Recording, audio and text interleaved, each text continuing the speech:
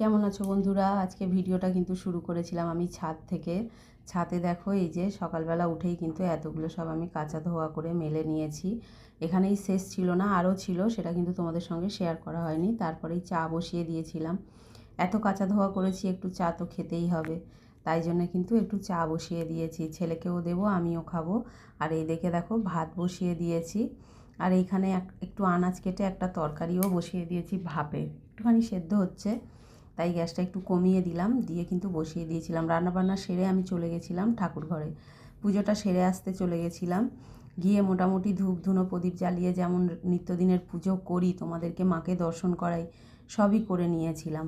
পুজো টুজো সারা হয়ে যাওয়ার পরে এই দেখো সব মালা পরানো হয়েই গেছিলো, কর্তামশাই মালা পরিয়েছে আজকে। আর আমি গিয়ে ফুল দিয়ে পুজো করে নিয়েছিলাম, নিয়ে তারপরে ওপরে চলে এসেছি। এসে কেউ নেই, আমি একাই খাবো, তাই জন্য আমি আমার ভাতটা বেড়ে নিচ্ছি। আজকে তো সেরকম কিছু রান্না করিনি, তোমরা আমার শর্ট ভিডিওতে দেখতেই পাবে। তাই আজকে করেছিলাম এই যে পুঁই শাক রান্না করেছিলাম, ওটা নিয়ে নিয়েছি। আর এই যে দেখো এখানে মাছ আছে, মাছের মাথা মিশিয়ে রান্না করেছিলাম, সেটা আছে। এইটাই আমার আজকের দুপুরের খাওয়া দাওয়া ছিল। আর ছিল একটু লোটে মাছ কালকের, এইটাই ছিল।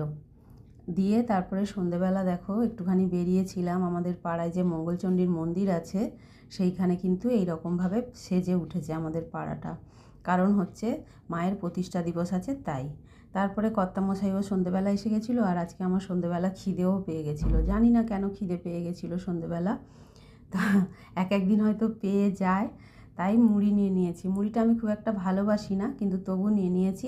এই মুড়িটাই কিন্তু দুজনে মিলে খেয়েছি, কারণ বেশি মুড়ি নিয়ে নিয়ে আমি তো বেশি খাবো না, ওই খাবে। তারপরে মুড়ি খাওয়ার পরেই একটুখানি চা দরকার, আমার না দরকার হলেও আমার কর্তামশাইয়ের দরকার, তাই কর্তামশাইয়ের জন্য করেছি বলে 1 কাপ ওকে দিয়েছি আর হাফ কাপ আমি নিয়েছি।